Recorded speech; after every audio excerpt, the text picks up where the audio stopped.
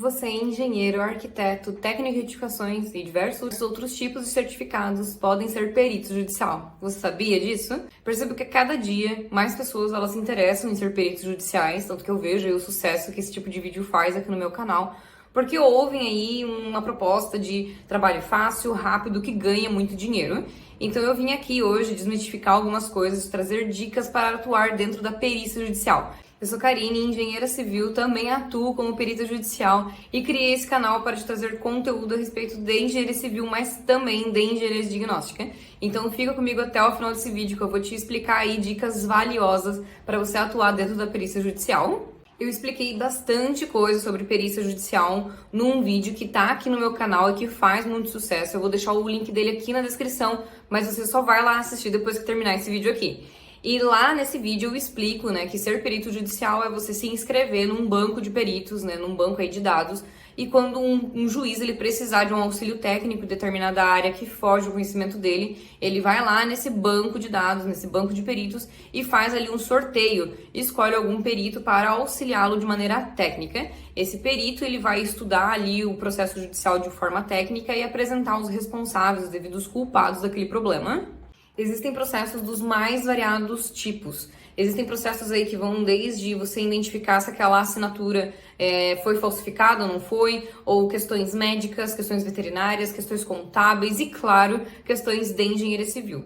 Eu recomendo você estar em contato aí com as varas da sua cidade, da sua região, e ver se existem processos que tenham demanda, que solicitem aí engenheiros civis, ou enfim, a tua área aí de formação.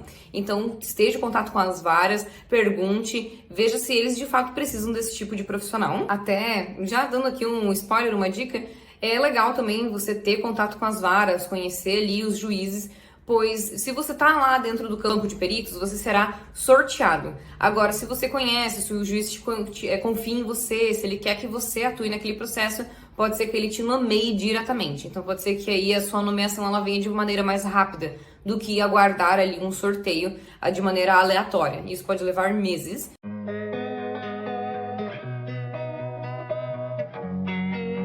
Inscrições para peritos. É bem fácil, você pega aí o seu computador e dá um Google, coloca TJ, a sigla do seu estado, então, por exemplo, aqui, TJSC, inscrições para peritos, e daí vai aparecer alguns links, você clica num link que já vai ser direcionado para o lugar aí para você fazer a sua inscrição.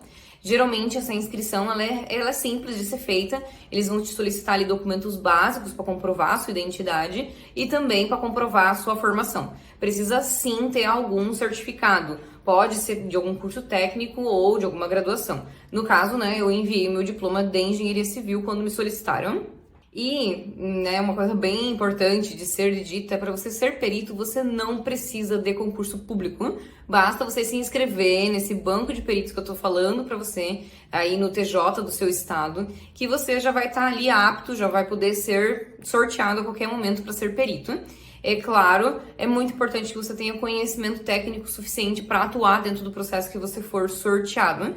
Então, tenha atenção, seja sincero ali na hora que você responder, que você fazer o seu cadastro, quais são suas áreas de especialidade, com o que você quer atuar ali junto ao juiz, para que assim você seja nomeado para um processo que você consiga de fato atuar de maneira assertiva. Então, quando você também receber esse processo, é importante que você dê uma lida, dê uma verificada, e se for algo que você não está apto a atuar, você decline. No caso, é bem importante que você tenha conhecimento em áreas bem variadas, porque a gente nunca sabe qual vai ser o processo judicial que vai cair na nossa mão. 2. Justiça paga ou justiça gratuita? Então, existem esses dois tipos. A justiça gratuita não é que você não vai receber nada, que você vai trabalhar de graça. Na verdade, é uma verba que o tribunal, a defensoria, ela tem ali para pagar o profissional, o perito, sendo quando as partes não têm condições financeiras. Elas têm que comprovar que elas não têm condições financeiras, para daí então o juiz deferir ali a solicitação deles de justiça gratuita e ter aí as custas do perito pagas pelo tribunal. Quando se refere à justiça gratuita, já existe uma tabela, também é bem simples você encontrar essa tabela, basta você ir no seu computador e dar um Google, tabela de honorários, TJ é a sigla do seu estado, e assim já vai aparecer essa tabela e assim você vai conseguir ver qual que é o valor ali do que você foi nomeado. Geralmente o juiz ele já deixa claro ali, você foi nomeado para fazer tal tipo de serviço, aí você olha lá o quanto que vale esse serviço.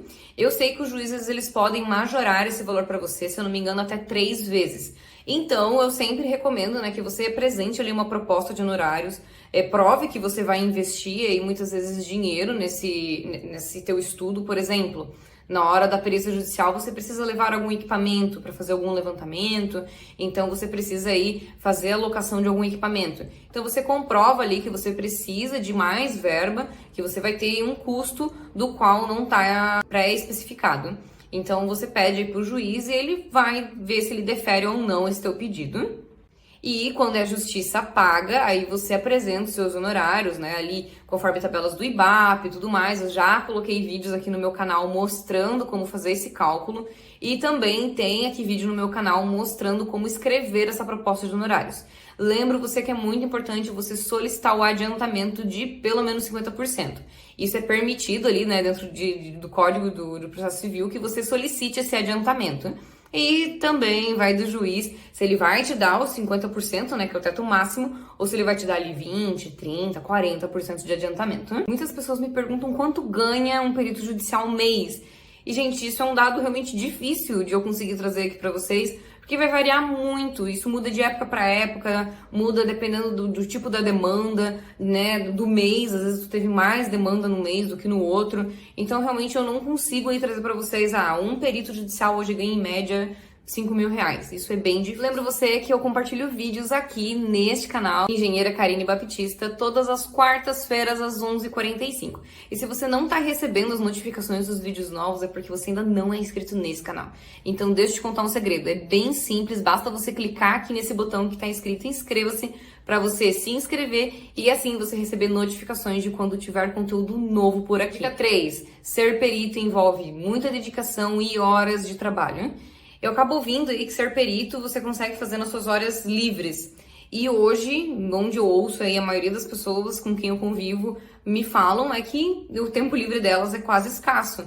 Então eu não consigo imaginar, a não ser que seja um processo judicial simples, que existem processos simples, mas se for um processo mais complexo, que vai exigir de você aí mais tempo de estudo e de trabalho, não vejo como atuar no seu horário livre. Você vai ter que realmente dedicar algumas horas para esse trabalho.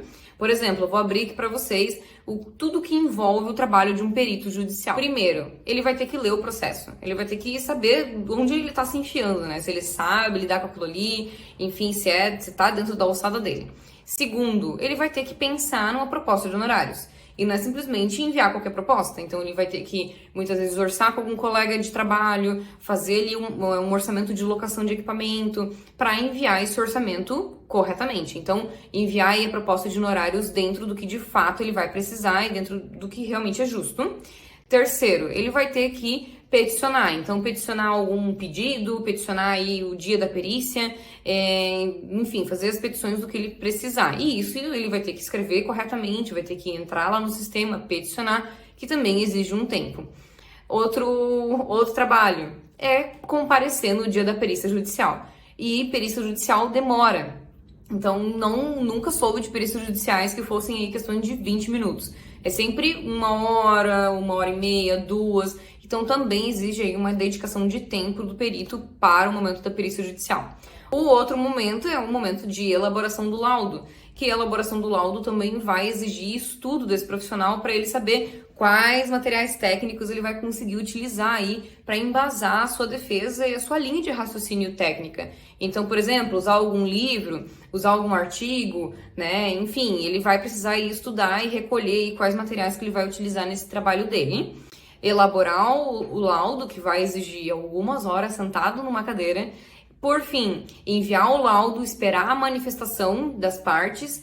Então, as partes elas poderão se manifestar se elas concordam ou discordam de algum item desse laudo pericial. Esse perito ele vai precisar responder essa manifestação ou até responder algum quesito complementar e esperar para ver se vai ter mais alguma manifestação. Então, nem sempre só fica em uma manifestação, às vezes tem 2, 3 manifestações e o perito ele tem que ler essa manifestação e responder essa manifestação. Então, tudo isso ocupa tempo. A questão do laudo pericial, de elaborar um laudo, é sério, né? É um trabalho aí que exige muito do profissional e não dá para fazer em poucas horas. Então, não dá para você fazer 10 laudos periciais numa semana, porque realmente isso exige tempo. Então é isso que eu quero mostrar para você, né? Não é simplesmente você ser perito e dar ali a sua opinião, falar com o juiz, eu acho que é o fulano ali que tá culpado. Não, exige toda aí uma bagagem de conhecimento, de estudo e de comprovação. Quarta dica, saber lidar com pessoas e ter sangue frio. Geralmente uma perícia judicial junta um número considerável de pessoas. Por quê? Vamos lá, né? Tem você, o perito, aí vamos dizer que tem só um autor e um réu, porque às vezes tem processos judiciais que tem mais de um réu, tem 3, 4 réus. Aí tá, então o autor ele levou o seu assistente técnico e levou o seu advogado. O réu levou o seu assistente técnico e o seu advogado. Agora vamos dizer que eles não ficaram só em 3, né? 3 pessoas de cada lado. Então, no caso, você teria que lidar com 6 pessoas. Mas o autor ele quis levar a esposa, o assistente técnico do autor quis levar um auxiliar e o advogado também levou um auxiliar. Pronto, você já tem 6 pessoas aí de cada lado, então você já vai ter que lidar com 12 pessoas na hora de uma perícia judicial.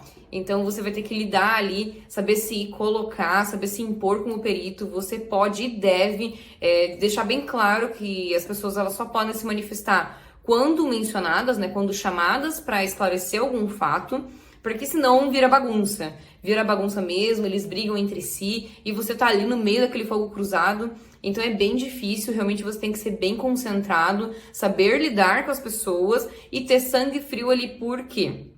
Porque durante ali o momento da perícia, você vai ser questionado, às vezes de uma maneira não muito educada, por algum advogado, algum assistente técnico, e tem também a questão das manifestações ali depois, quando você enviar seu laudo pericial.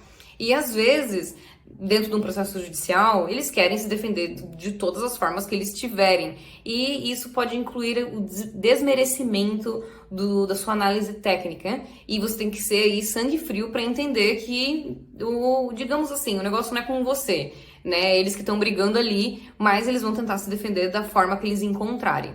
E isso pode acontecer deles desmerecer o teu trabalho, te xingarem, né, serem ríspidos, grosseiros, e muitas vezes isso ofende, isso nos frustra, e a gente tem que ter aquele sangue frio para não querer mandar todo mundo catar coquinho.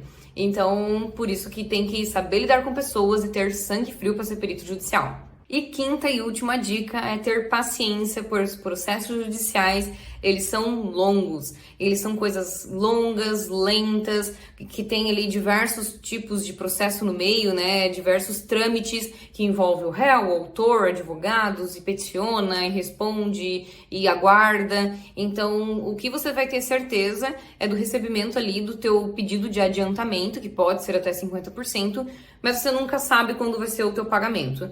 Tem juízes que pagam logo que o perito entrega o laudo. Tem juízes que pelo menos aguardam uma manifestação, né? Você responder a primeira manifestação.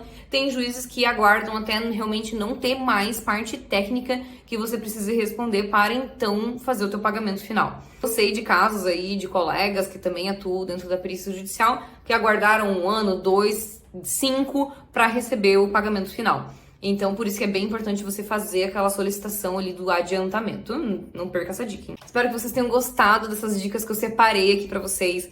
Atuar como perito judicial é muito bom, muito bacana, mas você tem que estar ciente dessas dicas aí, desses percalços que você vai passar durante o trabalho de perito judicial, que não é tudo um mar de rosas, não são tudo flores, mas que é um trabalho legal. Você vai aprender muito a como se posicionar tecnicamente, a como defender tecnicamente alguma coisa, como analisar um determinado problema, e isso a gente não tem preço, né? Isso realmente nos engrandece como profissionais. E fora que a justiça precisa do nosso trabalho, precisa desse auxílio técnico, tanto como na engenharia civil, como em diversas outras áreas. Então é bacana a gente poder estar atuando em uma área que precisa muito do nosso trabalho, né? Eu espero que você tenha gostado desse vídeo. Se você gostou, deixe seu like aqui para o YouTube entender que esse vídeo vale a pena e compartilhe aí com mais pessoas. Um abraço e até o próximo vídeo.